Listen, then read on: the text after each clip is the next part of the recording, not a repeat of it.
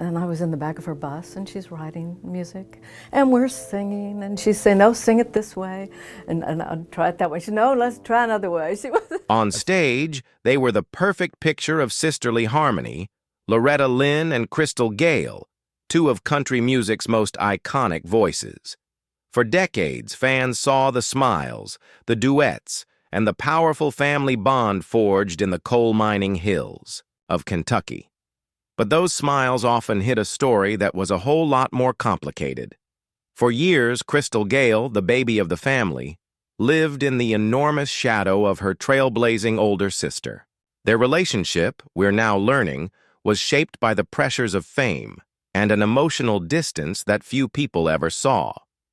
Now, in the wake of Loretta's passing, Crystal has begun to share a more complete picture of their private world. The long-held memories, the painful moments, and the love that endured through it all. This isn't just a simple story of sibling rivalry. It's a story about identity, forgiveness, and the immense weight of a legacy. It's the story of what it truly meant to be Loretta Lynn's sister, told with a new and deeper perspective. To understand the bond between Loretta Lynn and Crystal Gayle, you have to go back to the beginning, to a place that's as much a legend as it is a location, Butcher Holler, Kentucky. It was a world of deep poverty, where a coal miner's salary was the only thing standing between the family and hard times. Loretta Webb, born in 1932, was the second of 8 kids. Her life was the gritty, hard-scrabble reality of the Appalachian Mountains, a life she'd later make famous in Coal Miner's Daughter. But by the time the youngest Webb child, Brenda Gayle, came along in 1951, things were already starting to change. There was a 19-year gap between the two sisters. In fact, Loretta was already married with a family of her own by the time Brenda was born. While Loretta was a product of the Holler through and through, Brenda was the first of the Webb, children born in a hospital. And when she was just 4, the family left the rugged isolation of Butcher Holler for the more suburban town of Wabash, Indiana. This gap in age and geography meant the two future stars had completely different childhoods. Loretta remembered a one-room cabin and the constant dust from the coal mines. Brenda, who would become Crystal, grew up with paved streets and a radio playing everything from folk to pop and rock. In Brenda's early life, Loretta wasn't just a sister. She was an almost mythical figure. She was the legendary older sibling, who'd escaped poverty and was making a name for herself in Nashville. For young Brenda, who loved to sing just like the rest of the Webb family, Loretta's success was proof that a bigger life was possible. During her summer breaks from school, Brenda got her first real taste of the music business, hitting the road, on tour with Loretta. Those trips were an eye-opener. She saw the grueling, non-stop reality of life on tour, but she also saw the roaring crowds and the power of her sister's voice. She knew right then that she wanted a piece of that world, for herself, but even then the dynamic was set. She was always the baby sister, a footnote to the main event. Crystal recalled her Grand Ole Opry debut at just 16 years old. It wasn't planned. It only happened because Loretta got sick. She said Loretta's husband, Mooney, had to twist some arms to get them to let her sing in Loretta's place. It was a thrilling moment, but it came only because of her sister's absence. From the very start, her identity was tangled up with Loretta's, setting the stage for a quiet struggle for independence that would take years to resolve. When Brenda Gayle, Webb graduated high school, she pointed her car straight toward Nashville. With a voice as clear as a mountain stream, she was ready to follow in her sister's giant footsteps. And Loretta, the reigning queen of country, was there to open the door. In 1970, Loretta helped her baby sister get a recording contract with her own label, Decca Records. It was a huge helping hand, but it came with strings attached that would define Crystal's early career. The label executives saw a clear path: market Brenda as the next Loretta Lynn. They wanted to cash in on the family name and the sound that had made Loretta a superstar. Her first single, I've Cried the Blue Right Out of My Eyes was a classic country ballad written by Loretta herself. The song did pretty well, but it put Brenda in an impossible spot. Critics and radio DJs shrugged off her music as Little Loretta Records. She was being groomed to be a copy of her own sister. Even her name was an issue. The label worried Brenda Webb was too similar to another star on their roster, Brenda Lee. It was Loretta who found the solution. The story goes she saw a sign for the Crystal hamburger chain and the name just clicked. She suggested Crystal, telling her sister it was bright and shiny, just like her. Brenda took her middle name, Gayle, and just like that, Crystal Gayle was born. But while the name was new, the sound wasn't. For 3 years, Decca kept pushing her to sing in Loretta's traditional style. The constant comparisons were suffocating. "You can't be Loretta's sister because you just don't sound like her," Crystal recalled people saying. The very legacy that gave her a shot was now threatening to smother her own artistic voice. She was trapped. It was right then that Loretta gave her the most important piece of advice she'd ever get. It was part sisterly wisdom, part direct order, and it was, ultimately, what set her free. Seeing her sister's frustration, Loretta sat her down. "Don't sing anything that I would," she told her. "We have one Loretta Lynn, we don't need another." Crystal later explained that pivotal moment, saying Loretta warned her, "You will only be compared, so don't record what I would record." Loretta knew how Nashville worked. She knew that for a new artist with a famous last name, direct comparison was a career killer. She saw that Crystal's real power wasn't in mimicking her Appalachian twang, but in leaning into the smooth, elegant quality of her own voice. "She told me to go the middle of the road," Crystal recalled, "and I'd never have made it if I had been straight-ahead country." That advice changed everything. It was permission from the Queen herself to find her own path. It was also a subtle but firm drawing of a line. Loretta was country, raw and real. Crystal would have to be something else. This directive pushed Crystal to leave Decca in 1974 and sign with United Artists. There, she was paired with producer Alan Reynolds, who finally let her be herself. She was stepping out of the shadow and into a spotlight she was ready to claim. The move would bring her incredible success, but it would also create a new kind of quiet complication between two sisters at the top of their game. Finally free to be herself, Crystal Gayle and producer Alan Reynolds started crafting a sound that was all her own. She moved away from the raw country of her sister and into the smooth, polished world of country pop. A year after signing with United Artists, she landed her first top 10 hit with Wrong Road Again. The title felt fitting. She had taken a different road, and it was starting to work. Then, in 1977, everything exploded. Don't It Make My Brown Eyes Blue wasn't just a hit, it was a phenomenon. It shot to #1 on the country charts, then rocketed into the pop top 5, becoming a massive international smash. With that one song, Crystal Gayle became a superstar on a global scale. Her floor-length hair became as iconic as her voice. She won a Grammy for Don't It Make My Brown Eyes Blue. And in a moment that must have been thick with meaning, she beat her own sister for the CMA's Female Vocalist of the Year award. The public and the press, always looking for a story, immediately started framing their relationship as a full-blown rivalry. Tabloids spun tales of jealousy and feuds. Both sisters publicly and consistently shot these rumors down. "People try to make it like we compete, but that's all in their minds," Loretta said in a 1978 interview. She was clear. "Crystal has a style of her own. But I'm country, and that's the way I'm going to stay." Crystal always expressed admiration for Loretta, stating years later, "Of course we're sisters. We can bicker, but we really didn't have a problem. You know, I look up to my sister." The truth wasn't a feud, but it was complicated. Crystal's massive success created a new kind of distance. The 19-year age gap and their different childhoods. now led to two very different lives, lived in two very different orbits of fame. Crystal's success was built on the advice Loretta gave her, but in becoming so different, she had perhaps drifted further from her sister than either of them expected. There was also the constant chatter from other people.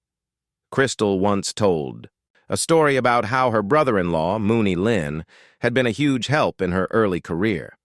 But then, she said, some stupid woman remarked to Loretta that she should watch her baby sister. It only takes a seed of doubt.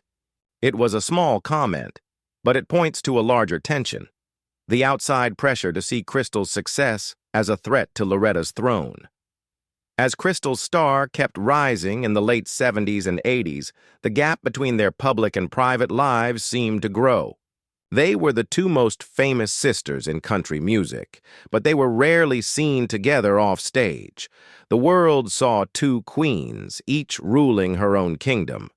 What they didn't see was the emotional toll this separation was taking, especially on a younger sister who, even with all her fame, still wanted her big sister's approval. The 1980s cemented Crystal Gayle's status as a superstar. She was a household name, her glamorous image a world away from Loretta's down-home authenticity. On the surface, both sisters were on top of the world. But beneath the surface, a quiet and painful emotional distance grew between them. It wasn't a story of loud fights or public drama. Length, wondering if Loretta saw her, Brenda Gayle, her baby sister, or just Crystal Gayle, the polished pop star. It's a pressure Loretta herself seemed to understand. In a moment of rare vulnerability, Loretta once confided in Crystal, "I don't know who I am when I'm not on stage." That's a heartbreaking admission. For Loretta, her persona as the tough coal miner's daughter was both her armor and her cage, and it may not have left much room for just being a big sister. Crystal, in turn, learned from watching her sister. "I've learned from her mistakes," Gayle once said. "She never knows ahead of time what she's doing. I'm more my own boss. I've learned to say no." That was a healthy boundary for Crystal, but it also shows her building a life on her own terms, one that led her further from Loretta's orbit. Crystal also spoke of a deep hurt she carried, a feeling that came from always being measured against Loretta. The world saw them as a package deal, but for Crystal, that comparison often erased her own hard-won achievements. And Loretta, it seems, had a blind spot when it came to telling her sister how proud she was. In a truly poignant memory, Crystal shared that Loretta once told her, "I brag about you to everyone, but I forget to tell you to your face." That one sentence captures the tragedy of their silent years. A fierce love and pride that just didn't get shared directly, leaving a younger sister wondering where she stood. For years, the relationship between Loretta Lynn and Crystal Gayle remained in this state of loving but painful distance. They were like two parallel lines, moving in the same direction but never quite connecting the way sisters should. But as time went on, and the intense pressures of peak fame started to fade, something began to change. It wasn't a sudden breakthrough, but a slow, gradual thawing. As Loretta got older, she began to face serious health challenges. In 2017, she suffered a stroke, and the next year she broke her hip. These events forced the famously tough Loretta to finally slow down, to step away from the stage and lean on her family. It was during this vulnerable time that the walls between the sisters, built by years of fame and misunderstanding, started to come down. Crystal started making more trips to Loretta's ranch in Hurricane Mills, Tennessee. The phone calls that once went unanswered were now cherished conversations. The dynamic shifted. Crystal, the little sister who once felt like an outsider, was now a caregiver and a comforter. Those close to the family saw a real change. The old tensions seemed to melt away, replaced by a simple, profound need to be together. This wasn't about digging up the past. It was about being present. In a beautiful memory, Crystal recalled one of their last times making music together. For her 2019 album, You Don't Know Me, Crystal asked Loretta and their sister Peggy Sue to record a trio. Despite her poor health, Loretta came to the studio. "It's very special that she would do it," Crystal said. She remembered Loretta finishing her part and immediately asking, "What's next?" Crystal reflected, "If I'd had 10 tracks done, she would have sung every one of them that day." It was a glimpse of the old Loretta, the tireless pro, but it was also a moment of pure sisterhood. In Loretta's final months, the roles were completely reversed. The larger-than-life matriarch of country music was now the one who needed comfort, and Crystal was there, sitting quietly by her sister's bed, holding her hand. She wasn't a pop star or a rival. She was just Brenda, her sister. Family members say Crystal would softly hum old songs, the same ones they sang as girls. There were no dramatic, movie-style speeches. There was something much more real. Peace. The long, quiet winter between them had finally given way to a gentle spring. Asatur. October 4th, 2022, Loretta Lynn passed away peacefully at her ranch. The world mourned a legend. But for Crystal Gayle, the loss was infinitely more personal. In a simple, heartfelt post, she wrote, "The world lost a legend. We lost a sister. Love you, Loretta." That short statement said it all. She didn't just lose a public figure. She lost the last person on earth who knew her before she was Crystal Gayle. In the months that followed, Crystal began to do something she had rarely done before. She began to speak her own truth about their relationship. It wasn't about airing dirty laundry. It was a raw, honest reflection on a lifetime of love and complexity. She was finally stepping out of the shadow, not to compete, but to complete the picture. Crystal revealed that while the world saw an unbreakable icon, the Loretta she knew was often fragile and exhausted by her own legend.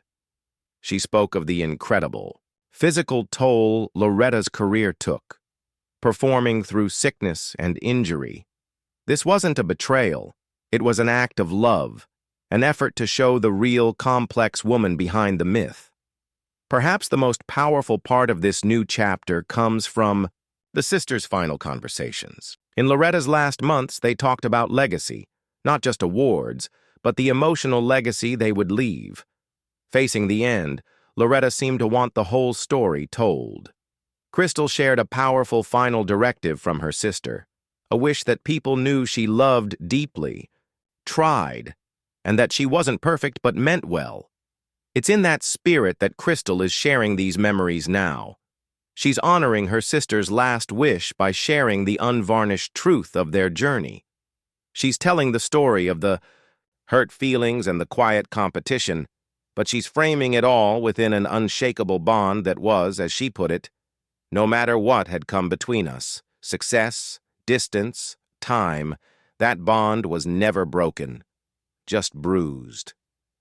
Her decision to speak isn't about settling old scores. It's about healing. It's about taking her place as a keeper of the family legacy, making sure the story that's told is the true, messy, and ultimately more loving one. She's honoring the woman who taught her how to dream, how to fight, and finally, how to find her own voice. The story of Crystal Gayle and Loretta Lynn is a powerful look at the real lives behind the spotlight. If you're moved by the untold stories of music's greatest legends, make sure you subscribe to our channel for more. The relationship between Crystal Gayle and Loretta Lynn was never the simple fairy tale fans wanted it to be. It was a far more complicated story, shaped by a huge age gap, different lives, and the distorting pressure of fame. For decades, it was a story told in shadows and silence, of a younger sister fighting for her own identity next to a towering legend. The narrative of rivalry was easy for the tabloids, but what Crystal Gayle is revealing now is a truth much deeper than competition. It's a story of a fierce, complicated love that existed alongside real human feelings, resentment, misunderstanding, and a profound emotional distance. Loretta's advice: "Don't sing anything that I would," was both a key that unlocked Crystal's potential and a line drawn in the sand. It set Crystal on a path to global superstardom, but it also formalized their separation. They became two queens of two different kingdoms, their shared roots in Butcher Holler a distant memory. But in the end, the bond of sisterhood was stronger than any rivalry, real or imagined. The final years of Loretta's life brought a quiet, deep reconciliation. Crystal's reflections today aren't an indictment. They are a final act of love, fulfilling Loretta's wish to be remembered as a human who loved, tried, and wasn't perfect. By sharing her story, Crystal Gayle is claiming it. She is stepping out of the shadow one last time, not as Loretta Lynn's little sister, but as a legend in her own right and the final authoritative voice on the beautiful, heartbreaking, and ultimately triumphant story of the Webb sisters.